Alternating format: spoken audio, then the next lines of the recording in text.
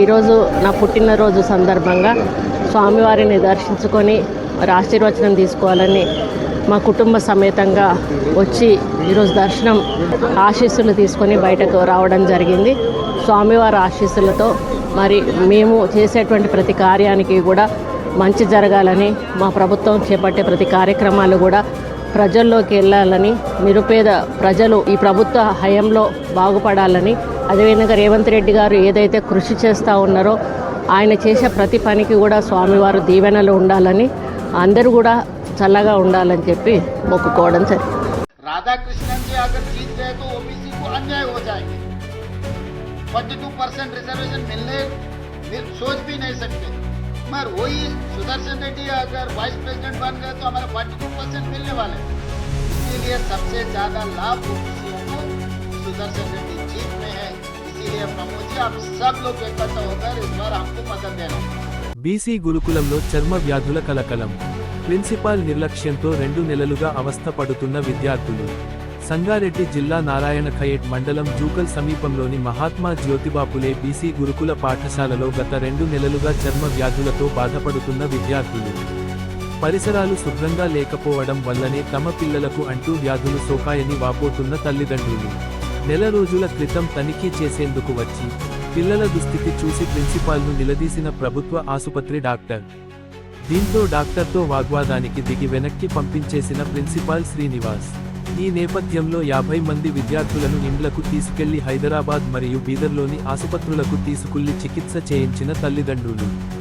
కేవలం ప్రిన్సిపాల్ నిర్లక్ష్యంతోనే తమ పిల్లలకు ఇలాంటి వ్యాధులు సోకాయని, అతనిపై వెంటనే చర్యలు తీసుకోవాలని డిమాండ్ చేస్తున్న విద్యార్థుల తల్లిదండ్రులు.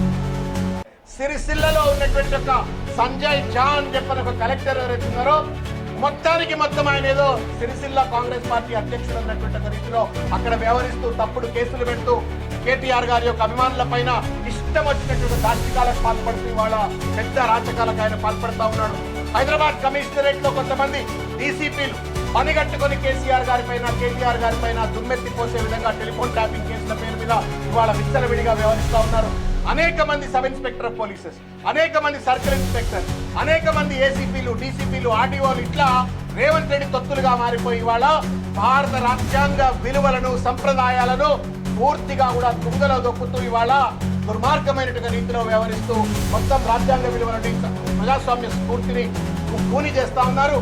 కాబట్టి ఇవాళ గౌరవ మంత్రి వర్యుల్ని చేతులెత్తి నమస్కారం చేసి మేము విజ్ఞప్తి చేశాం.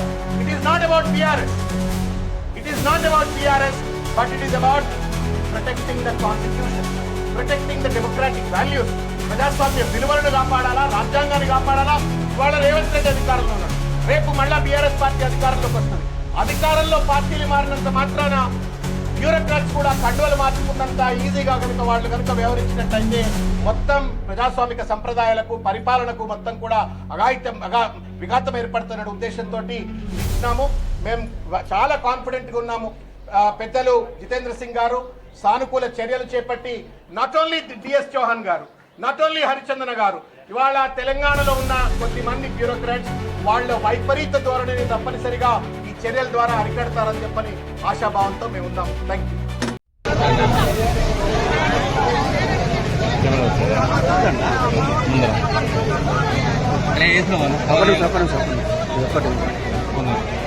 లైన్ వేసుకుని రామయ్య అంత దూరం లాగ గుంజు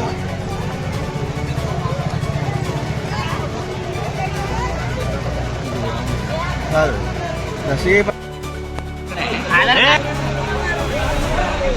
ఇరుగా పడతా